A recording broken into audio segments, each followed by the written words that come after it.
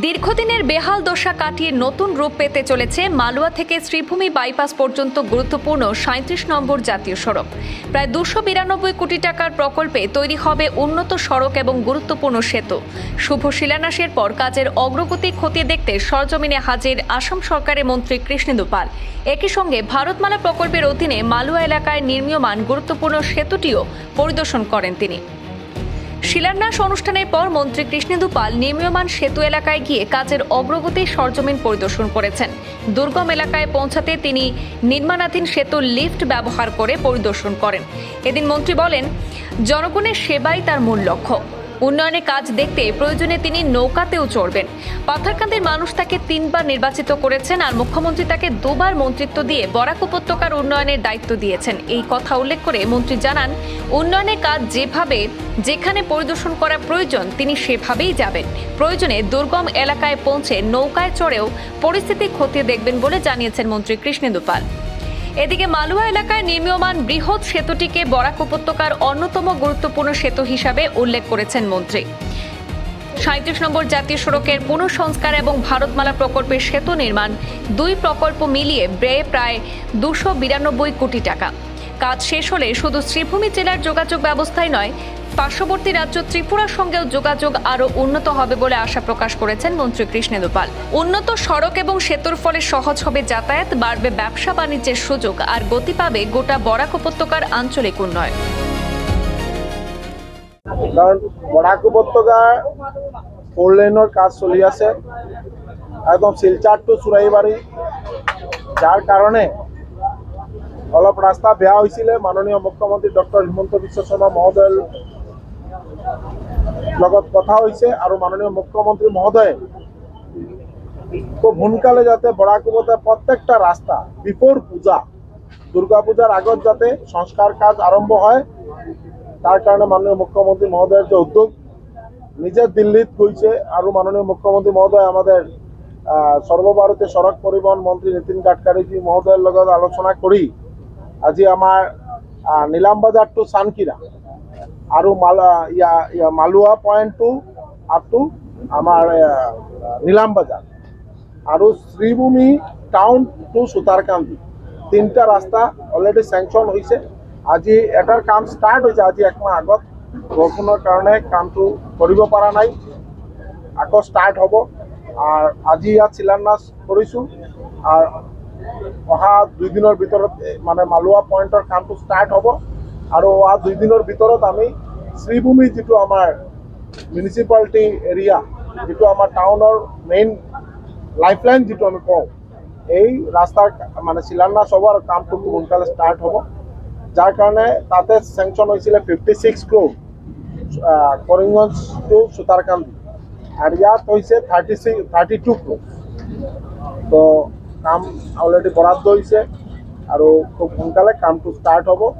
আৰু ৰাইজৰ বহুত আশা আকাংক্ষা, আজি আমাৰ দীঘৰখাল টু বদৰপুৰৰ অলৰেডি এইটোও কাম স্টাৰ্ট হয়েছে। তো সকলোকে আগ্ৰহ কৰিম যাতে কামটো যাতে ভালকে হয় আর সকলে যাতে সহযোগ করে। কিমান দিনের ভিতর কামটো কমপ্লিট হ'ব? কামটো উইদিন 6 মান্থস, উইদিন 6 মান্থসৰ ভিতৰত এই ষ্টেজটো কমপ্লিট কৰিব লাগিব। আৰু শ্ৰীভূমিটো 18 মাহ, শ্ৰীভূমি টাউনৰ যিটো ৰাস্তা এইটো 18 মাহ, তাৰ ভিতৰত কামটো সম্পন্ন কৰিব লাগিব। যদি 1 মাহ 2 মাহ আগে পিছে এইটো হ'ব পাৰে, কাৰণ আমাৰ এই এৰিয়াটো মানে বৃষ্টিবহুল এলেকা, যাৰ কাৰণে ইয়াত বহুত বৰষুণ হৈ থাকে, আপোনালোকেও জানে। যার কারণে কামত অলপ হয়তো 1 মাহ 2 মাহ আগে পিছে হ'ব, কিন্তু কামটো মানে যিহেতু দেখা গৈছে রাজ্য সরকারের ফালৰ পৰা এই বাটপথ নিৰ্মাণৰ বাবে যথেষ্ট পুঁজি দি থকা হৈছে, কিন্তু সেই সময়ত দেখা গৈছে একাংশ ঠিকাদাৰৰ নিম্নমানৰ কামৰ কাৰণে চৰকাৰৰ কোটি কোটি টকা ব্যয় হৈছে। এই কিছুদিন পূৰ্বে বদৰপুৰৰ পৰা পাঁচগামলৈকে যিটো ৰাস্তা নিৰ্মাণ হৈছিলে, এমাহৰ ভিতৰতে সেই ৰাস্তা প্ৰকাৰ জৰাজীৰ্ণ অৱস্থা। আজি আপোনালোকে দেখিছে, আপোনালোকৰ একদম আমি আমাৰ বক্তব্যত কৈছোঁ, আজি জিএম সাহেবক কৈছোঁ, আৰু এই স্পেচটো জিএম সাহেবৰ নপৰে, আমাৰ এইটো শিলচাৰ পৰে। আমি অলৰেডি কৈছোঁ যাতে এইটো ইমিডিয়েট এনকুৱাৰী কৰি কামটো ষ্টাৰ্ট কৰে, নহ'লে এইটোৰ ওপৰত আমি এনকুৱাৰী দিম। মাননীয় মুখ্যমন্ত্ৰী মহোদয়ৰ লগত আলোচনা হৈছে আৰু এনকুৱাৰী দিয়াৰ পিছত তেওঁলোকে যাতে বিপদত পৰিব, যাৰ কাৰণে যদি বিপদটোৰ পৰা বাচিব লাগে কামটো ষ্টাৰ্ট কৰিব লাগে। এই দেখা গৈছে নিজে মেঘালয়ৰ মুখ্যমন্ত্ৰীৰ লগত আলোচনা হৈছে। আজি বৈঠক চলি আছে। আমাৰ শ্ৰদ্ধাৰ মন্ত্ৰী অতুল বৰা ডাঙৰীয়া মহোদয় আৰু মেঘালয়ৰ ডেপুটি CM আপোনালোকে দেখিছে, অলৰেডি মিটিং হৈছে আৰু এটা ভাল ৰেজাল্ট ওলাই আহিব। আৰু আমি সকলোকে আহ্বান কৰিম যাতে আমি সকলো নৰ্থ ইষ্টৰ বা আমি ভাৰতীয়, আমি একেই আত্মাৰ ভাৰত মাৰ সন্তান, যাৰ কাৰণে সকলোৱে ভাই হিচাপে আমি চলিব লাগে। আৰু যাৰ কাৰণে এইটো যাতে খুব মানে সকলোৱে মিলি যাতে এইটো এটা যাতে আমি সমাধান কৰিব পাৰোঁ আৰু এইটো সূত্ৰ ওলাব আৰু সকলোৱে যাতে ভালেই থাকোঁ। তাৰ কাৰণে নৰ্থ ইষ্টৰ ডেভেলপমেণ্ট হ'ব লাগিলে আজি মেঘালয় আমাৰ ইমান মানে মেঘালয়ৰ যিটো তুলনা কৰা মেঘালয় বা ডিমাহাছাও আপোনালোকে গ'লে দেখিব মানে ইমান ধুনীয়া। চব হোটেল খালী, পুলিচ বজাৰ খালী, এইটোও কোনে নিবিচাৰে। চবেই আমি বিচাৰোঁ যে মেঘালয় হওক আমাৰ আসাম হওক প্ৰত্যেক এলেকাত মানে সকলো যাতে নৰ্থ ইষ্টত ফুৰিব আহে। নৰ্থ ইষ্ট মানে অষ্টলক্ষ্মী হিচাপে প্ৰধানমন্ত্ৰীজী আখ্যা দিছে আৰু সত্যিকাৰ অৰ্থে নৰ্থ ইষ্ট মানে প্ৰত্যেকটা এলেকাই ভগৱানৰ এইটো দান আৰু আমি সকলোৱে মিলি যাতে নৰ্থ ইষ্টৰ শান্তি ৰক্ষা কৰাৰ কাৰণে ভাই হিচাপে মিলি চলিব লাগে। তাৰ কাৰণে সকলোকে আমি আহ্বান কৰাম।